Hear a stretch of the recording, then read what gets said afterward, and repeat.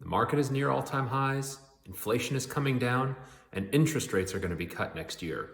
Everything's fine, isn't it? Well, today on the news review, let's take a look at something that I'm keeping my eye on. Okay, so let's talk about what's happening in the Red Sea. Here's what you need to know. First thing, the Middle East continues to destabilize, and this should be surprising to absolutely no one, at least in the US. So we've actually talked about geopolitical events on the channel once before, and I shared with you this chart. And this is basically all the large geopolitical events since World War II. If you remember at the time, we looked at them and I said, a geopolitical event may cause a short-term shock, but then as you get 3, 6, and 12 months removed from the event, the effect is very temporary. Certainly that's what we saw with Russia and Ukraine, and certainly that's what we're seeing with Israel-Palestine.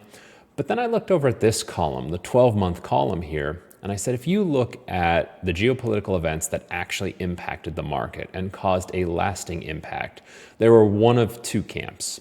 One is they just so happened to coincide right around the time that we were entering a recession anyway. Remember that the market is primarily an economic vehicle here. So if you're going into a recession, the market's going to go down. But two, I said there are very rare, very few geopolitical events, but ones that can cause economic damage, and those ones can certainly bring the market lower as well. We talked about the Yom Kippur War, and we talked about the oil embargo.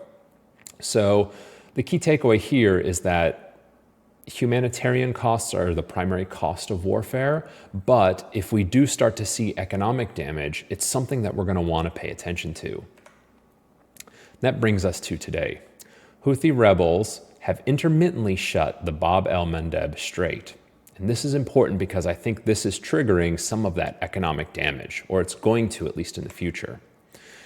So what am I talking about here? Well, here's just a hypothetical.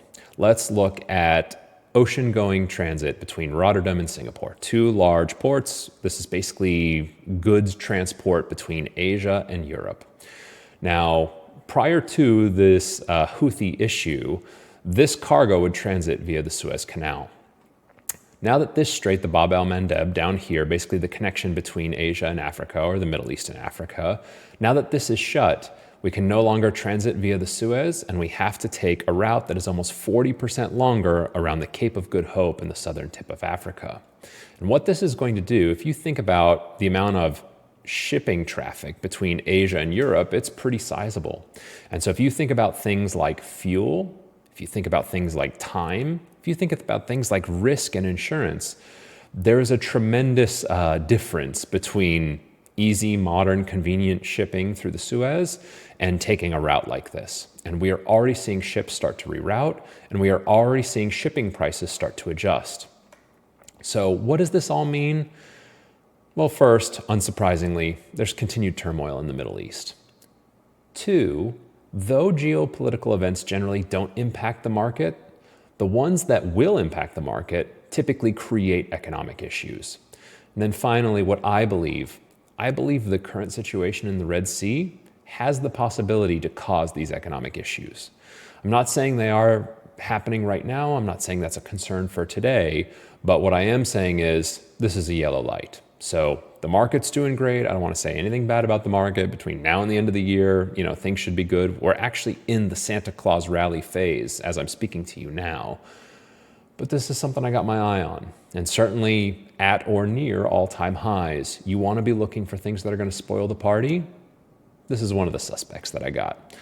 Let's hope that the sheriff, the United States, shows up and deals with this issue relatively quickly. And that's all I got for you. I'll see you Friday for the markets review. Peace.